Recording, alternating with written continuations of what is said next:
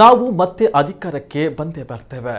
ಮೊಗವೀರ ಸಮುದಾಯದ ಎಲ್ಲ ಸಮಸ್ಯೆಗಳನ್ನು ಬಗೆಹರಿಸುತ್ತೇವೆ ಎಂದು ಆಂಜನೇಯ ಸ್ವಾಮಿಯ ಎದುರು ಪ್ರಮಾಣವನ್ನ ಮಾಡ್ತೇನೆ ಎಂದು ಕೆಪಿಸಿಸಿ ಅಧ್ಯಕ್ಷ ಡಿಕೆ ಶಿವಕುಮಾರ್ ವಾಗ್ದಾನವನ್ನು ನೀಡಿದ್ದಾರೆ. ಮಂಗಳೂರಿನ ಸುಲ್ತಾನ್ ಬತ್ತೇರಿಯಲ್ಲಿ ಬೋಳೂರು ಮೊಗವೀರ ಮಹಾಸಭಾ ಆಯೋಜಿಸಿದ್ದ ದಕ್ಷಿಣ ಕನ್ನಡ ಜಿಲ್ಲಾ ಮೊಗವೀರರ ಕುಂದುಕೊರತೆ ಅಧ್ಯಯನ ಸಭೆಯಲ್ಲಿ ಭಾಗವಹಿಸಿ ಮಾತನಾಡಿದರು. ನಾವು ಮುಂದಿನ ಚುನಾವಣೆಯಲ್ಲಿ ಅಧಿಕಾರಕ್ಕೆ ಬಂದೇ ಬರುತ್ತೇವೆ.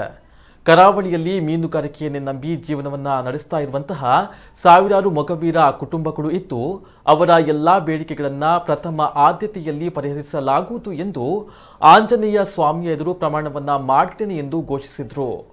ಕಾರ್ಯಕ್ರಮದಲ್ಲಿ ಬೋಳೂರು ಮೊಗವೀರರ ಮಹಾಸಭಾದ ಅಧ್ಯಕ್ಷ ರಾಜಶೇಖರ ಕರ್ಕೇರ, ಪ್ರಸಾದ್ ಕಾಂಚನ್, ದೇವಡ ಬೋಳೂರು ಮತ್ತಿತರರು ಕೆಪಿಸಿಸಿ ಅಧ್ಯಕ್ಷ ಡಿಕೆ ಶಿವಕುಮಾರ್ ಅವರನ್ನು ಸನ್ಮಾನಿಸಿದರು.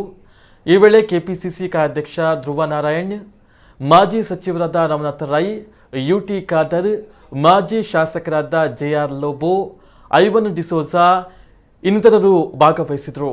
ಇದಕ್ಕೂ ಮುನ್ನ ಮಂಗಳೂರು ವಿಮಾನ ನಿಲ್ದಾಣದಲ್ಲಿ ಕಾಂಗ್ರೆಸ್ ನಾಯಕರು ಡಿಕೆ ಶಿವಕುಮಾರ್ ಅವರನ್ನ ಅದ್ದೂರಿಯಾಗಿ ಸ್ವಾಗತಿಸಿದರು. ರಾಜ್ಯಾಧ್ಯಕ್ಷ ಡಿಕೆ ಶಿವಕುಮಾರ್ ಅವರು ಮೀನುಗಾರಿಕಾ ಮುಖಂಡ ಶಿವಪ್ರಸಾದ್ ಬೋಳೂರು ಅವರ ನಿವಾಸದಲ್ಲಿ ಭೋಜನವನ್ನ ಸ್ವೀಕಾರ ಮಾಡಿದರು.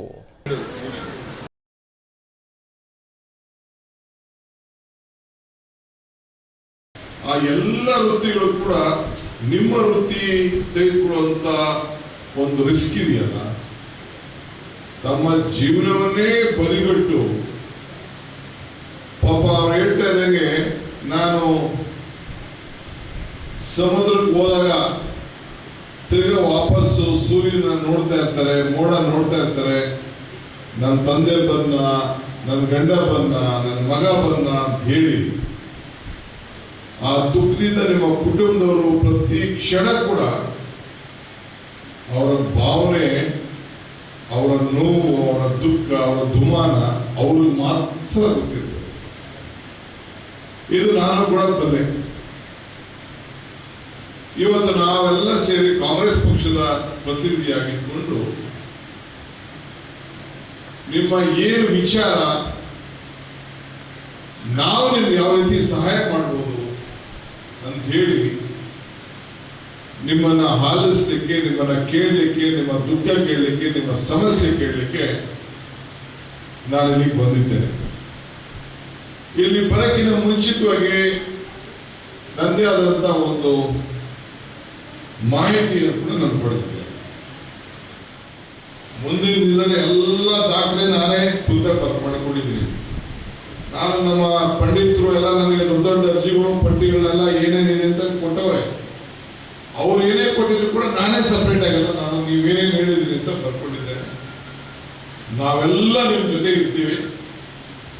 ಒಳ್ಳೆ ಮೀನು ಊಟ ಹಾಕಿದಿರಿ. ನಮ್ಮ ಇವನ್ ಬೇರೆ ಧ್ರುವನಾರಾಯಣ ಕಾಣೆ ಬಹಳ ಚೆನ್ನಾಗಿದೆ ಅಂತ ಹೇಳ್ತಾರೆ. ನನಗೂ ಕಾಣೆ ಅಂದ್ರೆ ಮೊದಲಿಂದ ಇಷ್ಟ. ಸುವರ್ಣ ಅವ್ರ ಮನೆಯಲ್ಲಿ ಅವರು ಫಸ್ಟ್ ಕ್ಲಾಸ್ ಕಾಣೆ ಊಟ, ಮೀನಿಗೆಲ್ಲ ಚೆನ್ನಾಗಿ ತಿಂದ್ರು, ನೀವು ಎಲ್ಲ ತಿಂದ್ರಿ. ಮೀನುಗಾರರ ಮನೆಯಲ್ಲೇ ಊಟ ಕೂಡ ಹಾಕೊಂಡಿದ್ವಿ. ಒಳ್ಳೆ ಕಾರ್ಯಕ್ರಮ ಮಾಡಿದ್ರಿ. ಇದಾದ ಮೇಲೆ ನಾನು ಕೆಲವು ಬೋಟ್ ಅಸೋಸಿಯೇಷನ್ ಮಾತಾಡ್ತಾ ಇದ್ದೀನಿ. ಬೋಟ್ ಯಾರು ಮಾಡಿಕೊಂಡಿದ್ದಾರೆ ಅವ್ರ ಹತ್ರ ಮಾತಾಡ್ತಾ ಇದ್ದೀನಿ. ದೊಡ್ಡ ದೊಡ್ಡ ಬೇರೆ ಸಮಾಜದವರೆಲ್ಲ ಇರ್ತಿರ್ತಾರೆ, ಬೋಟ್ ಅನುಕೂಲ ಅವ್ರನ್ನೆಲ್ಲ ಮಾತಾಡ್ತಾ ಇದ್ದೀನಿ. ನಾಳೆ ತಿರ್ಗಾ ಮಲ್ಪೆ, ಕುಂದಾಪುರ ಅಲ್ಲೂ ಕೂಡ ಈ ನಿಮ್ಮ ಸಮಾಜದ ಎಲ್ಲ ಜನರ ಮಧ್ಯೆ ಇದೇ ರೀತಿ ನಾನು ಮಾತಾಡ್ತಾ ಇದ್ದೀನಿ. ನಿಮ್ಮೆಲ್ಲ ಭಾವನೆ ಕೂಡ ಸದ್ಯದಲ್ಲೇ ನಾವು ಕೂತ್ಕೊಂಡು ಚರ್ಚೆ ಮಾಡಿ ನಮ್ಮ ಪ್ರಣಾಳಿಕೆಯಲ್ಲಿ ಏನ್ ತರ್ಬೋದು ಆ ಕೆಲಸ ಮಾಡ್ತೇವೆ. ಜೊತೆಯಲ್ಲಿ ಮುಂದಿನ ದಿನದಲ್ಲಿ ನಾವು ವಿಧಾನಸೌಧದಲ್ಲಿ ಮತ್ತು ಹೊರಗಡೆ ಯಾವ ರೀತಿ ನಿಮ್ಮ ಪರವಾಗಿ ನಿಮ್ಮ ಧ್ವನಿಯಾಗಿರ್ಬೇಕು ಆ ಕೆಲಸವನ್ನ ಖಂಡಿತ ನಾವು ಮಾಡ್ತೇವೆ. ಏಕೆಂದ್ರೆ ಇದು ನಮ್ಮ ಧರ್ಮ ಇದೆ, ನಮ್ಮ ಧರ್ಮ ಇದೆ. ನೀವು ಯಾವ ರೀತಿ ಎಷ್ಟು ರಿಸ್ಕ್ ತೆಗೆದುಕೊಂಡು ನಿಮ್ಮ ಜೀವನವನ್ನು ನಡೆಸ್ತಾ ಇದ್ದೀರಿ ಅನ್ನೋದು ನಮಗೆ ಅರಿವಿದೆ. ಜೊತೆಗೆ 50 ಮೀಟರ್ ಒಳಗಡೆ ನಿಮ್ಮ ಮನೆಯೆಲ್ಲ ಖಾಲಿ ಮಾಡಬೇಕು ಅಂತ 50 ಮೀಟರ್ ಅಂತ ಹೇಳ್ತಾರೆ. ಈಗ 150 ಮೀಟರ್ ಅಂತೆ. ನಾನು ತಪ್ಪದು. ಗೋವಾಲಿ ಕೇರಳ ಏನಿದೆ ಅದೇ ಮಾಡೋ ಕರ್ನಾಟಕದಲ್ಲೂ ಮಾಡಬೇಕು. ಇದು ನಮ್ಮ ರಾಜಕೀಯದ ಪದ್ಧತಿ. ನಮ್ಮ ಸರ್ಕಾರ ಬರ್ತದೆ, ಬಂದಾಗ ಕೇರಳ ಬೇರೆ ಅಲ್ಲ, ಗೋವಾ ಬೇರೆ ಅಲ್ಲ, ಈ ಮಧ್ಯದಲ್ಲಿ ನಾವು ತೆಗೆದುಕೊಂಡಿದ್ದೀವಿ.